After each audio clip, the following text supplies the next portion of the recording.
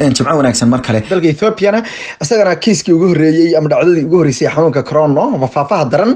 laga helay isla markaana la soo ogaaday si wasaaradda caafimaadka dalka Ethiopia ku dhawaaqday hal ruux ayaa laga helay xanuunka halka Kenya hal ruux oo la sheegay in Mareykanka ka soo noqday oo haweeney ah laga helay sidoo kale waxaa jira in haatan war degdeg ah oo ka soo baxay madaxtooyada dalka Brazil ayaa lagu dhawaaqay in madaxweyne Bolsonaro isagana uu isxayndaabay ama uu isxayiray iyadoo la sheegay in uu markii uu ka soo noqday Mareykanka waxaana ka soo shakiyay madaxweynaha Mareykanka ayaa arintiisa wali laalaan tahay isagana oo ay wada kulmeen maalmihii ugu dambeeyay ay wada kulmeen haatan daawasha qiimaha leh waxaan markaa rabnaa inaan ku boorino dawladda Soomaaliya inay sida ugu rasaha badan u xidho xuduudda dalalka Ethiopia iyo Kenya gaar ahaan qayb kasta dhanka Somaliland in iyaduna xidho dhinaca Ethiopia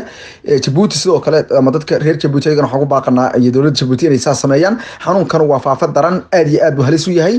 hana dhayalsanin isla markaana Soomaaliya aysan dhayalsanin xanuunkan waa xanuun aad u daran waxaan moodaa in ay sida kaliya la iska caabi karaa ay tahay in ka hortaggiisa la adkeeyo maadaama ka tabatagiisa uu adkaa doono qaybtan daawadayaal waxaanu ku eegi doonaa haddaynu intaasoo arrimood isla eegnay ama isla garanay waxaa muhiim ah inaynu isweydiino haddaba waa sidee ama waa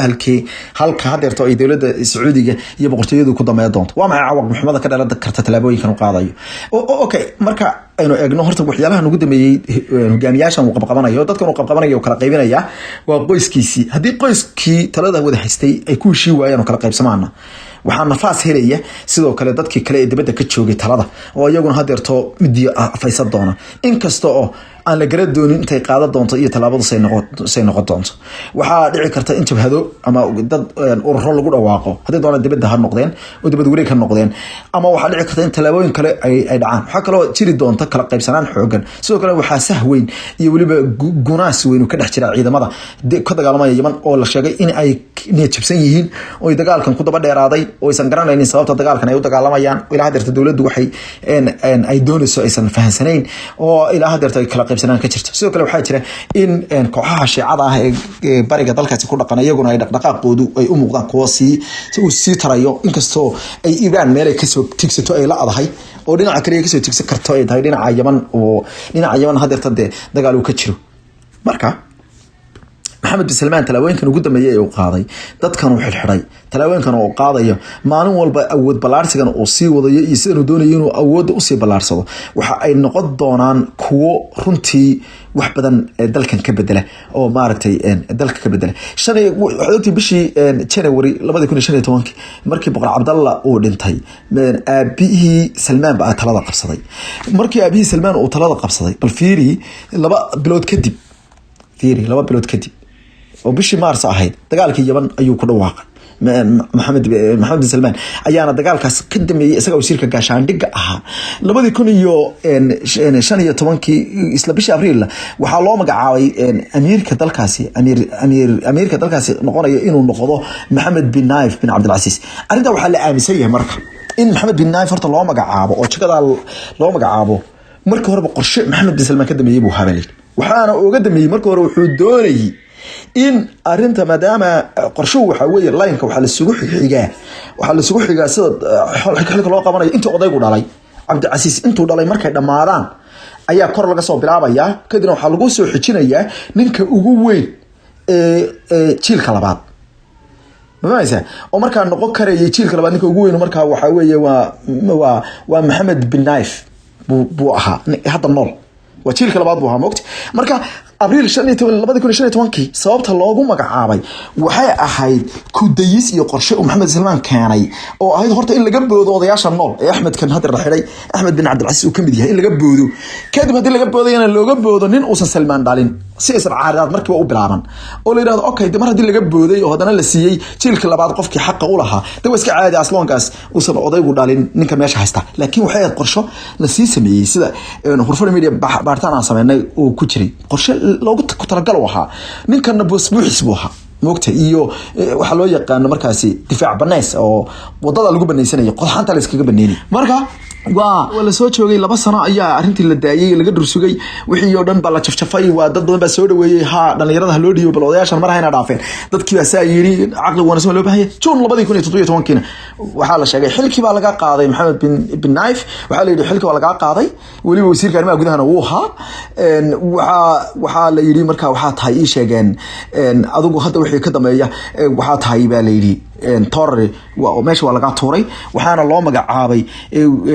wasiirkii arrimaha gudahana waa laga tuuray isagana waxa laga dhigay marka MPS ayaa laga dhigay taladii lagu wareejiyay fiiri marka meesha ciyaarta la ciyaaray iyo geemka la ciyaaray kadibna odayaashii uu Ahmed bin Abdulaziz kamid ahaa oo dhan meel walba ka qayliyeen waa tuu u cararay dalka leeyahay Britain ayuu cararay wuxuu yiri ma jirto hadii arintaas ay saas ahayd waan hada waa fahanay filimka ma ogolin ayuu yiri markii dambana waa la soo sasabay oo hay'adahan MI6 ka leeyahay hay'ada sirdoonka dibadda ee Britain iyo tan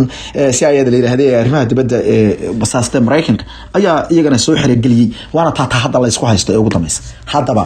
awaqo xumadan meeshan ka dhala karta waxay noqon kartaa laba mid bay noqon kartaa waata koobaade in ay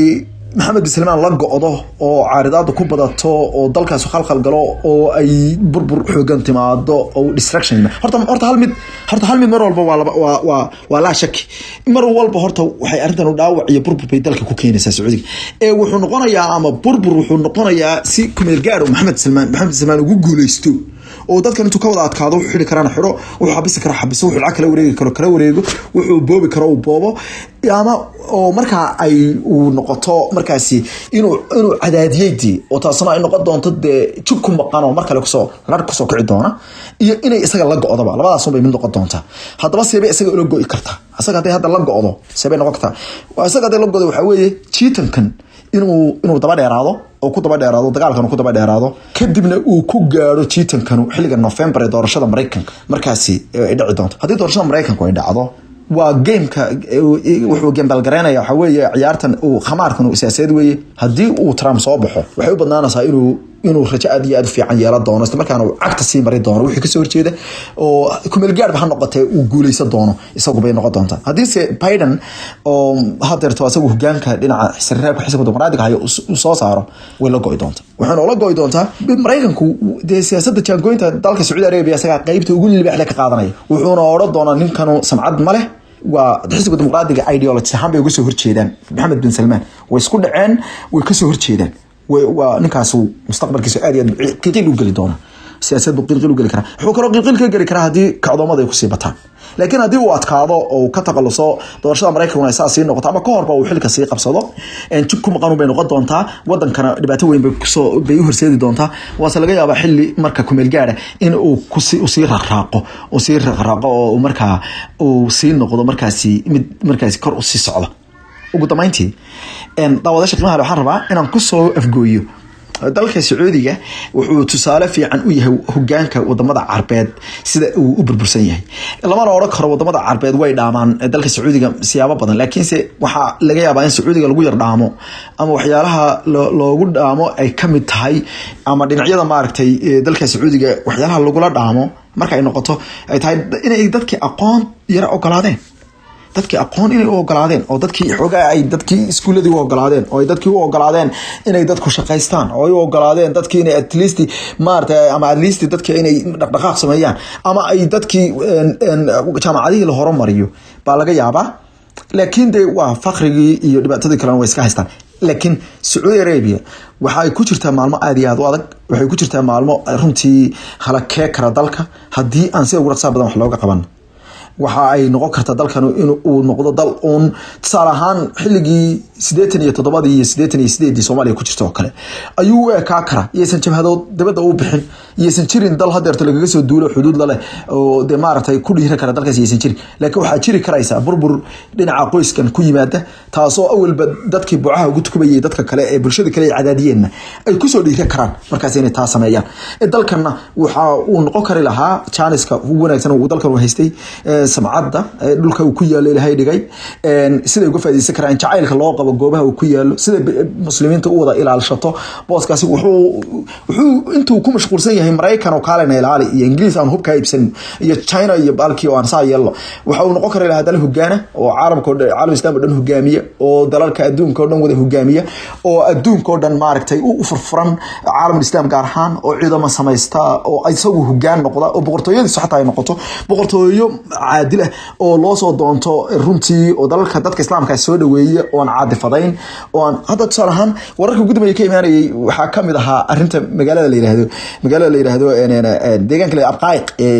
Aramco shalay iyo darhadii waxa Twitterka la wareegay sawiro dadkii soo galootiga ahaa ee aan dalka Sacuudiga u dhalan ee meesha ka shaqeynaya shaqaalaha waxay u galiyeen